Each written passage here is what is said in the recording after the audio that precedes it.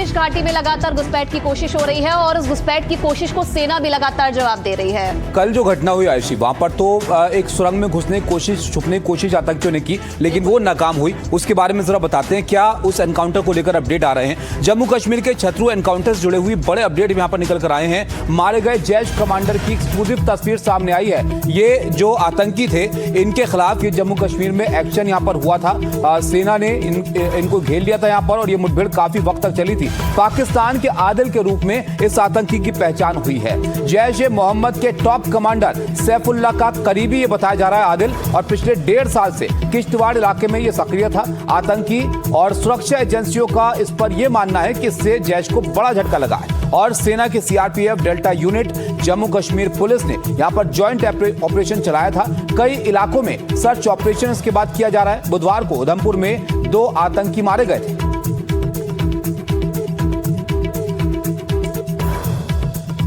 प्रदीप हमारे साथ जुड़े, हमारे सहयोगी। प्रदीप, देखिए, ये एनकाउंटर जब चल रहा था तब आप भी यहां पर रिपोर्ट कर रहे थे कैसे ये आतंकी बचने की कोशिश कर रहे थे। इनको तो यहां पर ठिकाने लगाया गया, लेकिन ये जो नाम और तस्वीर सामने आई इस बंदे की, ये बताइए जरा, कितना बड़ा आतंकी था और कितना बड़ा झटका इसको यहां पर समझा जा रहा है जैश के लिए।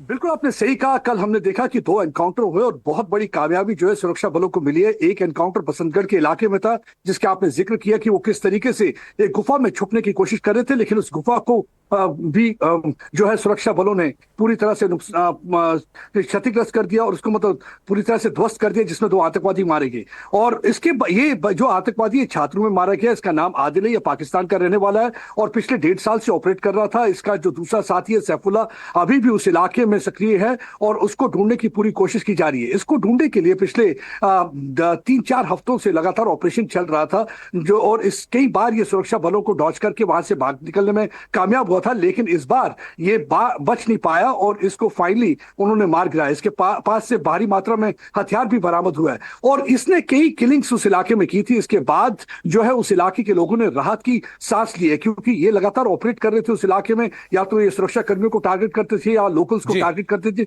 जिसकी वजह से एक दहशत का माहौल था। और सुरक्षा बलों को जैसी इत्तला मिली कि ये इस इलाके में छात्रों का दिच्छर का इलाका है जहां पे छुपा हुआ है, उन्होंने इस इलाके की घेराबंदी की। जैसी घेराबंदी हुई, इसने सुरक्षा कर्मियों पर फायरिंग की और उस फायर फाइट में, उस एनकाउंटर के दौरान ये आदिल खूंखार आतंकवादी मारा गया है। ये पिछले 2 साल से यहाँ आया हुआ था इन्फिल्ट्रेट करके, 1.5 साल से किश्तवाड़ के इलाके में ऑपरेट कर रहा था। इसके लिए कई ऑपरेशन किए गए थे। लगातार दिन रात हमारे सुरक्षा कर्मी जो सो नहीं रहे थे, उनकी पूरी कोशिश थी कि जल्दी से जल्दी इस आदिल को मारा जाए, क्योंकि वहां पे 2 ग्रुप ऑपरेट करते हैं। एक सैफुल्लाह का ग्रुप ऑपरेट करता है, आदिल उसका साथी है और आदिल अपना भी एक ग्रुप लेके ऑपरेट कर रहा था। और इसके लिए ऑपरेशन जो है बिल्कुल बहुत महत्वपूर्ण है यहाँ पर। ये प्रदीप के अपना ग्रुप भी यहाँ पर ये चला रहा था और सैफुल्लाह का तो मददगार यहाँ पर ये था ही। बहुत शुक्रिया आपका सब जानकारी के लिए।